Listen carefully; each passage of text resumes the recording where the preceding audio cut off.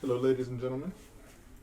So now what we're going to do is we're going to solve this system of equations. Again, what do we mean when we say we're going to solve a system of linear equations? We want to find, in this case, since it's three equations in the three unknowns x, y, and z, to solve this system of equations is to find a set of x, y, z, that is to say a point x, y, z, such that that particular value of x, that particular value of y, and the particular value of z makes this equation true, this equation true, this equation true, all at the same time. Okay? That's not always possible. And when it's not possible, that's known as an inconsistent system. But when it is possible, it's known as a consistent system. Okay? In order to do that, for this particular problem, for this particular example, we're going to use the Gauss elimination. Okay? Now, what the Gauss elimination is a set of rules that we can use to take one system and to transform it into a system that is equivalent. By equivalent, I mean a system that has the same solution, okay, as the original system. But our goal in applying the Gauss elimination is to arrive at a point where the solution of the system becomes clear. The state that we're going to put the system in is known as row echelon form. I'll tell you when we get there. And from the row echelon form, we'll be able to solve for one of the variables and back substitute into the previous equations to get the values of the other variables. Okay. Now the Gauss elimination procedure, the procedure we use to transform one system to an equivalent system, is we can multiply any equation by a non-zero constant.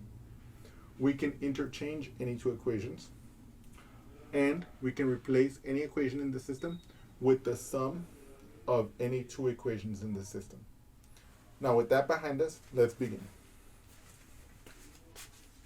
Okay, if we look at this system that we have before us, what we want to do is we want to be judicious in the way we apply the Gauss elimination. What I want to do is I want to start off by trying to multiply each of these equations by a constant, such that the value of the leading coefficient in the first equation is some value, let's say 12, and the other two equations have leading coefficient for the x variable of negative 12, so that in a future step, when I add these two equations, I'll replace this equation with the sum of these two equations, which will allow me to eliminate the x term from this second equation. And when I add these two equations to replace the third equation in that step also, I'll be able to eliminate the x term from this equation. Okay?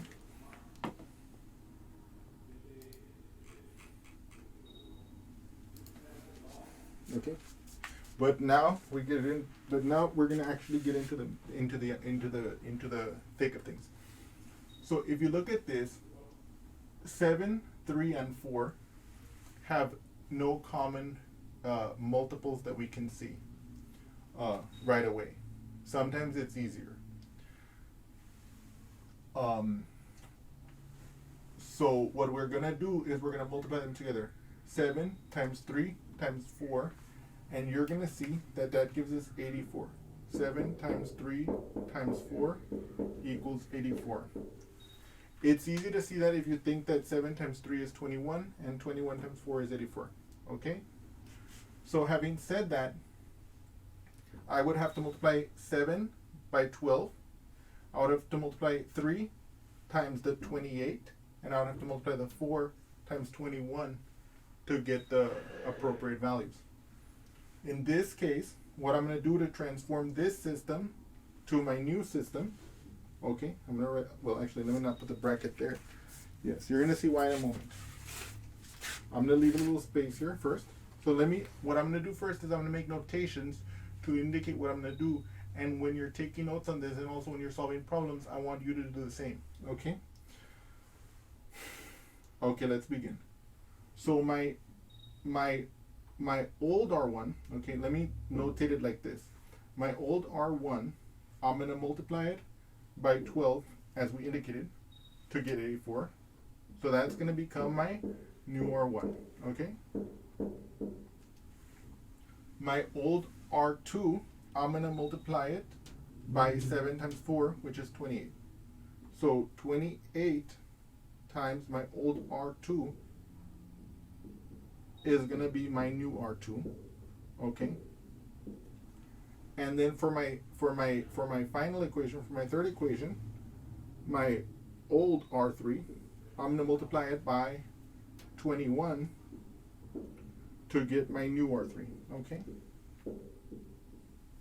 That's going to permit me to well, actually, and let me make a brief adjustment here. I'm going to multiply the old R2 and the old R3 by negative 28 and negative 21 respectively, because that way, when I carry that out, this first one will be positive 84x1, positive 84x in the leading coefficient here, and this equation will have negative 84 in the x coefficient, and this one will have negative 84 in the x coefficient also. And in the next step after that, you'll see why that's going to be beneficial to us. Okay, and I'll make a point of that at that moment. Okay. So let's do that together. If you have a calculator, don't hesitate to use it. Okay. So 12 times 7, we already know is 84x plus, what's 12 times 12? That's 144y plus 12 times 7, that's 84z equals 12 times 68. Okay, let me do that here for us really briefly. 2 times 8 is 16. I bring down the 6, carry the 1. 2 times 6 is 12. I add 1, that's 13. 1 times 8 is 8. 1 times 6 is 6. I now add these 6, 11, carry the 1. 1 plus 1 is 2, 8. So that'll be 816. Okay.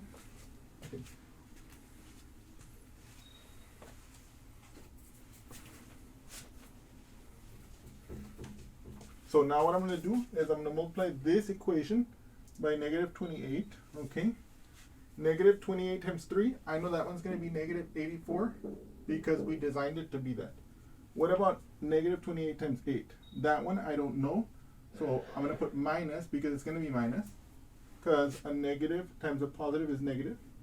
And then I'm going to do the calculation here. 28 times 8, 8 times 8 is 64. I carry the 6, bring down the 4. 8 times 2 is 16 plus 6, that's 22. Okay, so that's 224. So minus 224y. Negative 28 times 5, that's going to be negative 140z. Okay, let me demonstrate that for you here. 5 times 28 is going to be 5 times 8, that's 40. I bring down the 0, carry the 4. 5 times 2 is 10 plus 4 is 14. Okay, then I put my equal sign. And I ask myself, what's 28 times 38? Let me do that here for you. 28 times 38. 8 times 8 is 64. I bring down the 4, carry the 6. 8 times 3 is 24, plus 6 is 30. So I bring at 30. 2 times 8 is 16. I bring down the 6, carry the 1. 2 times 3 is 6, plus 1 is 7. So that's going to be 4, 6, 7 plus 3, that's 10. Bring down the 0, carry the 1, but it's going to just be that. Yeah, 1064. And that's going to be negative 1064. Because, of course, we'll multiply the negative 28 times the positive 38, which becomes negative. Okay. Finally, I'm going to multiply negative 21 times my R3. By the way, the R, I'm using it to represent the rows. It's just easier than writing EQ for equation. But so so negative 21 times 4, that's negative 84x. Negative 21 times 14, that's going to be negative, and then 21 times 14, watch this, stick with me here. 1 times 4 is 4, 1 times 1 is 1, 2 times 4 is 8, 2 times 1 is 2. I add these, 4, 9, 2, so that's minus 294y. Then negative 21 times 12, 21, so it's going to be negative because a negative times a positive is negative, and then 21 times 12 is going to be 1 times 2 is 2, 1 times 1 is 1, 2 times 2 is 4, 2 times 1 is 2, and that's going to be 252. So minus 252 z equals, and then finally negative 21 times 70, it's going to be negative, and then 21 times 70 is going to be 1 times 0 is 0, 1 times 7 is 7, 2 times 0 is 0, 2 times 7 is 14. Then I add these 0, 7, 4, 1. So minus 1470. Okay. Okay. So now, even though this looks very not friendly, what you'll notice is that if I were to, I'm going to leave the first row as it is for the transition to the new system. But I'm going to replace the second equation with the sum of these two equations. And what you're going to see is that you see that negative, because I made this negative 84 and that 84, when I add them, the x term in the second equation is going to go away. Similarly, when I add the first equation and the last equation, that first x term is going to go away. So what I'm going to do is I'm going to keep, let me see here, should I keep it or should I divide it by something?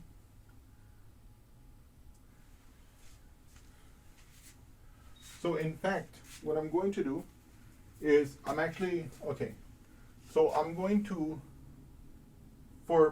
to do 1 over 12. I'm going to divide the R1 old, which corresponds to this R1, I'm going to divide that by 12.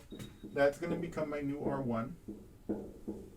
I'm going to replace, or let me just write it like this, my R1 old plus my R2 old.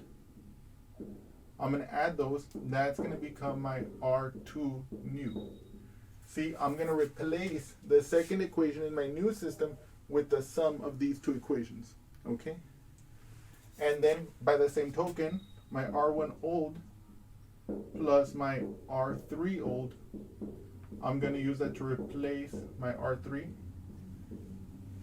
I'm going to replace the R3 by the sum of the R1 and R3 in this system. That's what they're saying.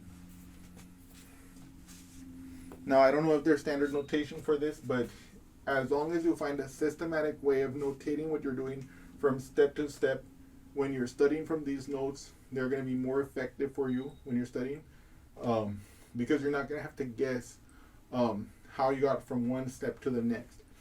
And also, if you make a mistake, as you can see, the number of calculations you have to do to solve a linear system is very large.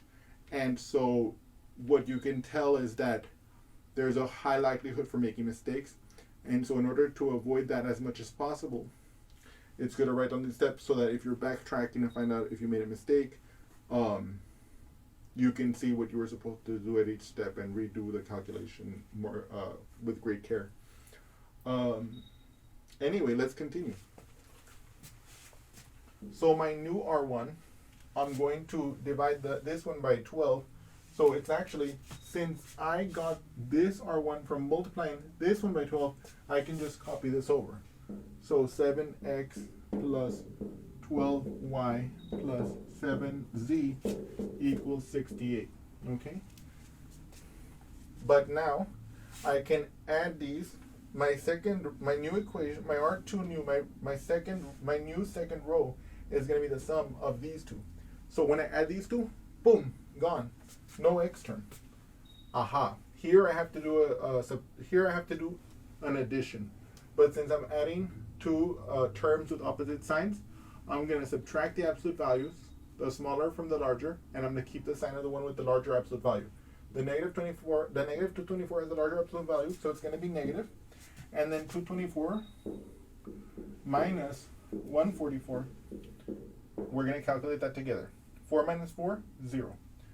2 minus 4, I can't do that. So I'm going to borrow from here. This is going to become a 1. This is going to become a 12.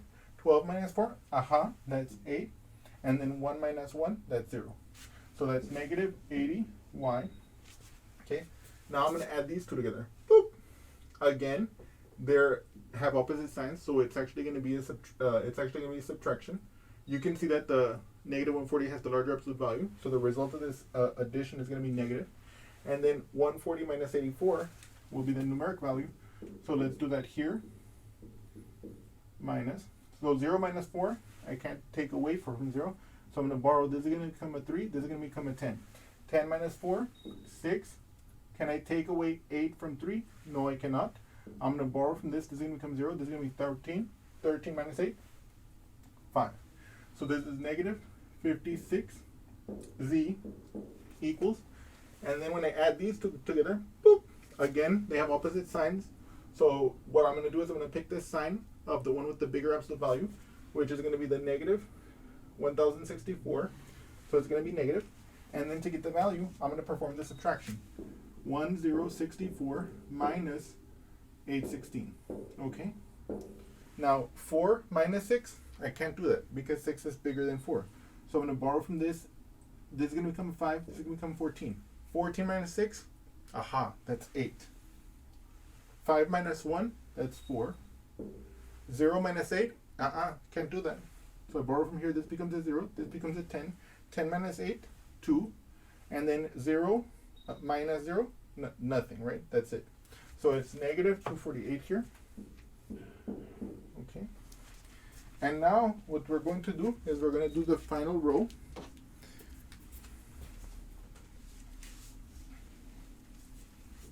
So like for example, if you were preparing for like an SAT or something, keeping your arithmetic skills polished is good for that kind of thing, and it helps you to internalize and develop but maintain intuition with regard to the rules of arithmetic.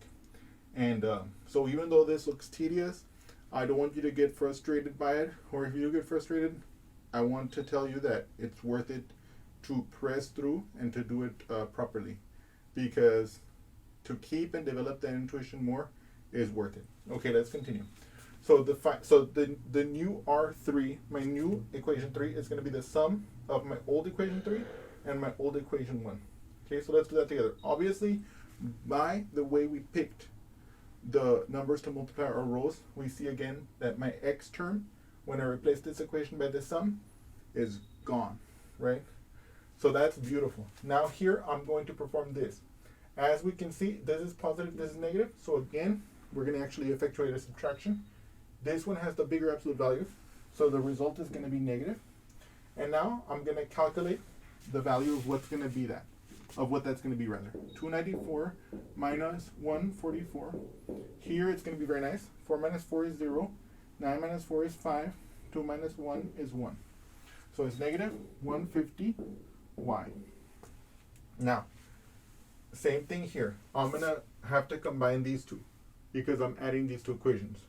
But notice how I'm adding a negative. So this is actually going to become a subtraction. This one has the negative 252z has the bigger absolute value than the 84z, and so, or at least the coefficients have the bigger absolute value, and so therefore the result is going to be negative. And then how do I get the value? I effectuate the subtraction of the smaller from the larger, at least as far as absolute value is concerned. Okay. 2 minus 4, I cannot do that, so I have to borrow from the 25. That becomes a 4. This becomes a 12. 12 minus 4, 8. Okay. Then 4 minus 8, I cannot do that. So I borrow from this. This becomes a 1. This becomes a 14. 14 minus 8, that's 6. And then 1 minus 0, 1. Okay. So that's negative 168z. And then that equals, and again, I'm going to have to combine these two. Again, this one has the bigger absolute value. So the result of this subtraction, or this addition, is going to be negative. And to get the value, I'm going to do the subtraction. So 1470 minus 816. Okay. I ask myself, can I take away 6 from 0? I cannot. So I have to borrow from here. This is going to become a 6. This is going to become a 10. 10. Can I take away 6 from 10? Yes. I'm left with 4. Can I take away 1 from 6? Yes. I get 5. Can I take away 8 from 4? No. So I can borrow from here. This becomes a 0. This becomes a 14. Can I take away 8 from 14? Yes. I get 6. So it's going to be negative 654. Okay? So now let us take stock of what has just happened here. Again, I'm using the Gaussian elimination procedures to transform this system into equivalent systems. I first went from here to here. This looked just as ugly, or maybe even uglier, than this original system. But because of the way we chose these multiples judiciously, in the next step, we now have this first equation with x and the other equations with no x. And that's, of course, why we call it the elimination method. Now, watch this. Now, my goal is to eliminate a y from one of these two equations, or I could also eliminate a z. And by doing that, we will be able to get where one of these only has a z and the other equation has the y and the z. Oops. Okay, everything's still fine. And once I do that, then I'll be able to get to isolate the value of what z is, which will allow us to then plug back in for z into this equation, and then that'll allow us to solve for y. And then once I have the y and the z, I'll be able to plug that in and get the x by itself, okay? So with that in mind, let's try and figure out what we can do. So if I don't worry about the rest of this over here, and I just look at this one, okay, this one is 150, this one is 80. Let me see here. Let's think about this together. First of all, if I divided this one by 10, I would get 8, negative 8. If I divided this one by 10, I'd get negative 15.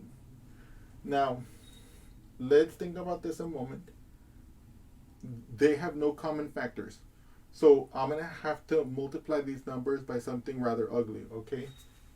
But it's going to pay off in the end. And I may actually use a calculator to like move forward in this step. But maybe not. We'll see. And let me see here. Let's see what happens. But look here. I noticed here that if I multiply this times 3, 56 times 3 is 168. Let me verify that here for you. So sometimes what you have to do is you have to figure out what the judicious step is. And there's no need to restrict yourself to just trying to get rid of the y, because here I noticed the z might be easier to eliminate. Okay, so what I'm going to do is, let me just verify here that 56 times 3 equals to 168. So let's do that together. 3 times 6, 6, 12, 18. Bring down the 8, carry the 1. 3 times 5 is 15. In fact, it is 168. So here's our plan of action now. What we are going to do is I'm going to multiply this equation by negative 3, so that this will become a positive 168. So that in the next step, we'll be able to add these two rows, eliminating the z from one of the equations which we're going to use that sum to substitute for, right? Because remember, it's not that we add the equations, it's that we can add two equations to replace one of the equations. So now here, I'm going to do one change to get the new system. So we're going to do R2 old times negative 3 is going to be our R2 new. In other words, I'm going to make this into a new system only by multiplying this second row, or the second equation, by negative 3, for the reasons just indicated. Okay, so the first row doesn't change. 7x plus 12y plus 7z equals 68. Okay, negative 3 times negative 80, that's positive 240. Okay, so 240y. Negative 3 times negative 56, as we saw, that's going to be plus 168z equals, and then negative 3 times negative 248, let's do that together here. So 248 times 3 times 8 is 1624. 4, carry the 2. 3 times 4, 4, 8, 12, plus 2, that's 14. Bring down the 4, carry the 1. 3 times 2 is 6, 7. That's 744. And since we're multiplying a negative times a negative, that's going to be a positive 744. Okay. And now I'm just going to copy the last row, the equation 3, into place. So 150, negative 150, y minus 168z is going to be negative 654. Okay? Okay. So now what we're going to do is we're going to perform the next row operation, which I'm going to delineate up here. Okay? Okay.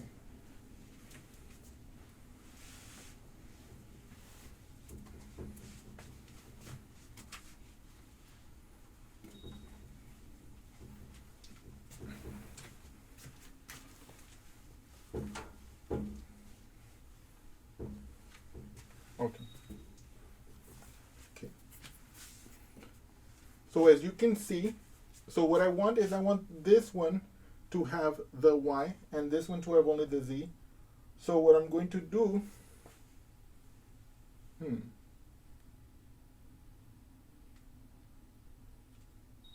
well, in order to not complicate matters, what I'm going to do is I'm going to replace this equation, the second equation, with the sum of equation 2 and equation 3.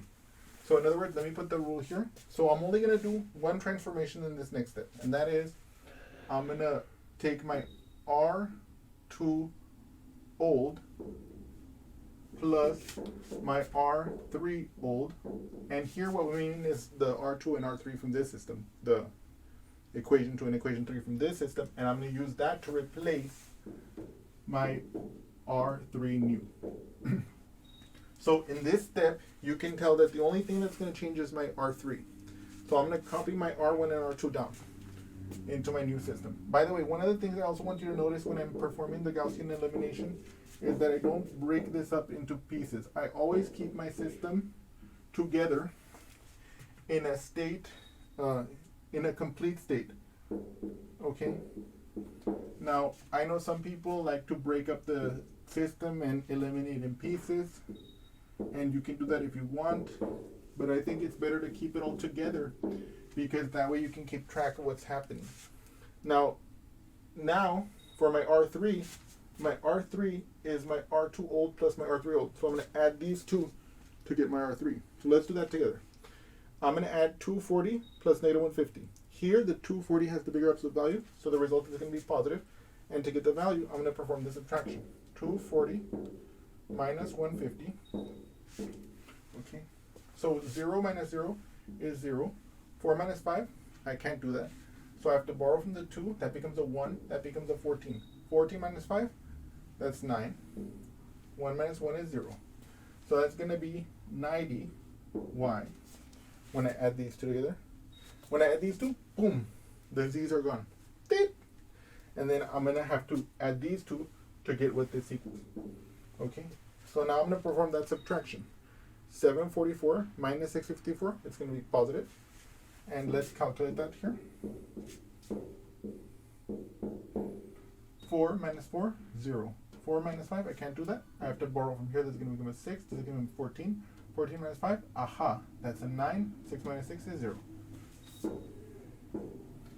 And now, this is not exactly reduced row echelon form, but you can see that in this last equation, I only have the variable y in this equation, and this equation literally is 90y equals 90, which means I'm going to be able to solve for the y. Let's do that together now, and let us perform the back substitution that will enable us to find the x, y, and z that make this equation true. Okay?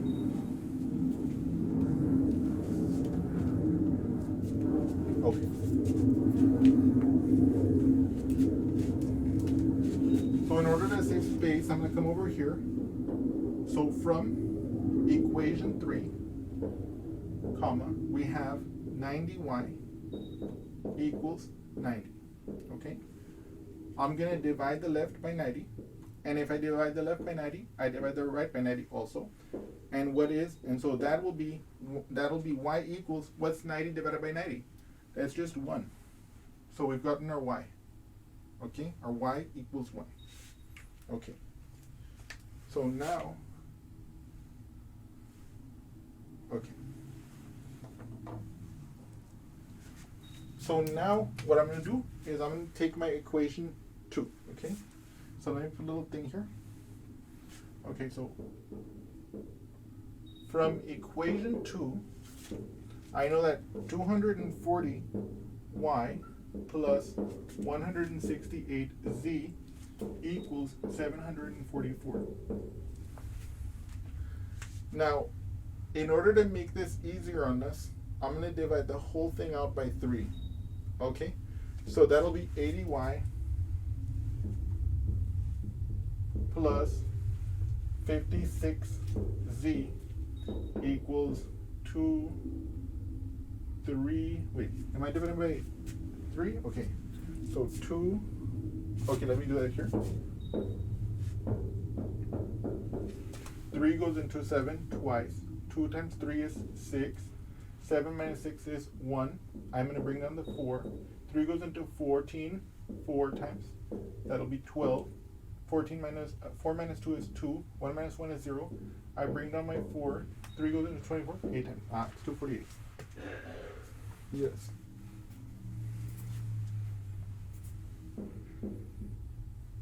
Okay.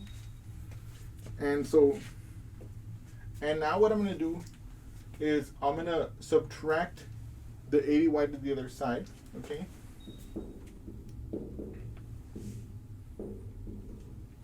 And I'm going to get 56z equals to 248 minus 80 times y.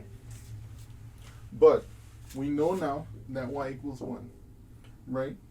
And so that means that I can see this as 248 minus 80. So 56z equals to 248 minus 80. Now, let's do that here on the side really briefly.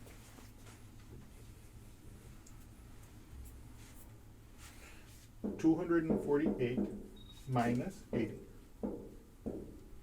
8 minus 0 is 8.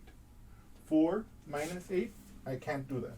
So I have to borrow from here. This becomes a 1, and this becomes a 14. 14 minus 8, that is 6. 1 minus 0 is 1. So that's going to be 168. So I have 56z equals 168. Now, if you recall from before, we saw that 56 times 3 is 168. So when I divide this left-hand side by 56, and when I divide this right-hand side by 56, to isolate the z, I'm going to get that z is equal to 3. Okay? So now notice what we've done. We got the solution from equation 3. We now were able to back substitute that value for y into the equation 2, and we recovered that the z is equal to 3. So now what we're finally going to do is we're going to back substitute the values of the y and z respectively into the y and z in the equation 1, and we're going to solve for what x is. Now, in order to enable us to do that, as you can see, the board space is becoming very limited. I'm going to copy down my values of y here and my z, and I'm going to leave a space here for my x. Okay? My z is 3, my y is 1. Okay? And now we're going to solve for x. Let's do this together. Okay? Yes. By the way, I hope you guys are bearing with me here. I know that this problem is slightly long, and but bear with me here. Okay? Okay. So now finally, so from equation 1, we get that 7x plus 12y plus 7z equals 68. Now, I'm going to plug in for y and for z. Okay? So 7x plus 12 times 1 plus 7 times 3 equals 68. Now I'm going to simplify. What's 12 times 1? 12. What is 7 times 3? 21. So this can be written as, For a moment I was like, is that a z for 0? No, I'm just kidding. So this is 7x plus 12 plus 21 equals 68. Now I'm going to combine these like terms. 7x plus 33 equals 68. And now finally, I'm going to subtract 33 from both sides. Minus 33, minus 33. And I get 7x equals 8 minus 3, 5. 6 minus 3, 3. Aha. 7x equals 35. When I divide both sides by 7, I'm going to get, let me write that on here. 7x equals 35. So I see that I have 7x equals to 35. Okay? So now to get the x by itself, I'm going to divide by 7. Divide by 7. Aha, my x equals to 5. 5. So now I can say that the solution of this equation is, so now I can say that my solution is x equals 5, y equals 1, and z equals 3. Or I can write it as the point where my x coordinate is 5, my y coordinate is 1, and my z coordinate is 3. Okay? Okay. I hope you all have enjoyed this example, and I look forward to seeing you again soon. Thank you so much.